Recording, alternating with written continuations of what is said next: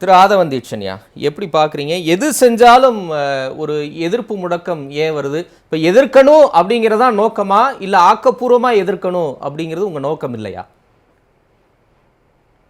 முதல்ல மோடி 2.5 இதுல நேரு கிட்ட இருந்து இந்திரா காந்தி கிட்ட வந்திருக்காங்க.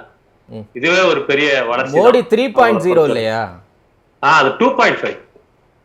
3 அது முழுசா வந்திருக்கணும்ல, இது அறவரை தானே. அதனால இவர் குடியரசுத் தலைவருடைய உரையில எடுத்தெடுப்புலயே ஒரு பொய்.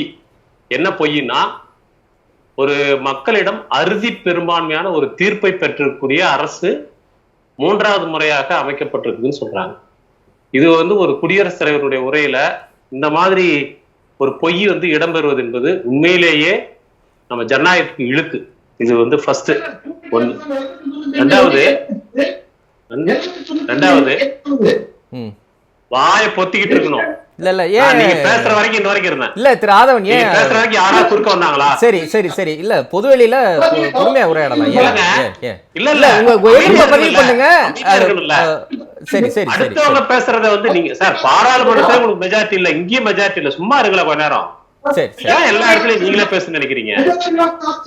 சும்மா இருங்களேன். சரி சரி சரி, ஓகே ஓகே. திரு புரட்சி கவிதாசன், இருங்க இருங்க சார், இதுல இருங்க இருங்க இருங்க, அவர் பேசி முடிச்சிட்டு அதுக்கப்புறம் நீங்க பதில் சொல்லுங்க. ஓகே சொல்லுங்க.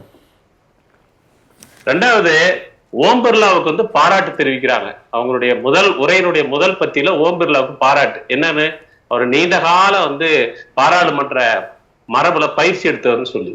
ஆனா அவர் இன்னைக்கு என்ன பண்ணிருக்காரு, நாடாளுமன்றத்தினுடைய வரலாற்றிலேயே இதுவரைக்கும் இல்லாத ஒரு சபாநாயகர் முதன்முறையாக ஒரு அரசியல் பொருண்மை உள்ள ஒரு தீர்மானத்தை அவரே முன்மொழிகிறார். இது எந்த வகையில சரியா இருக்கும்? அப்படிப்பட்ட ஓம் பிர்லாவுக்கு பாராட்டு, குடியரசுத் தலைவர் பாராட்டு. ரெண்டாவது பாராட்டு யாருக்குன்னா, எலெக்ஷன் கமிஷனுக்கு. மிகச்சிறந்த முறையில தேர்தல் நடத்தி முடிச்சது. எலெக்ஷன் கமிஷன் தேர்தல் நடத்தின லட்சணத்தை ஊரே கேளு நாடே கேளுன்னு காரித்து போயிட்டு இருக்கும்.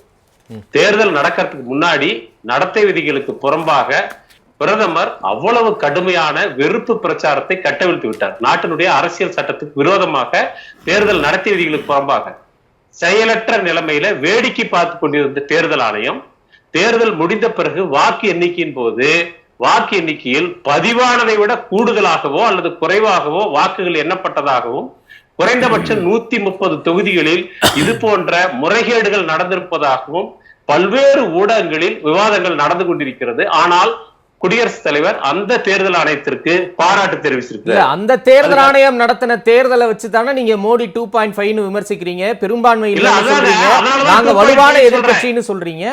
இல்ல இல்ல, கேளுங்க. தேர்தல்லாம் முடிந்த பிறகு எதிர்க்கட்சிகள் குற்றம் சாட்டவில்லை.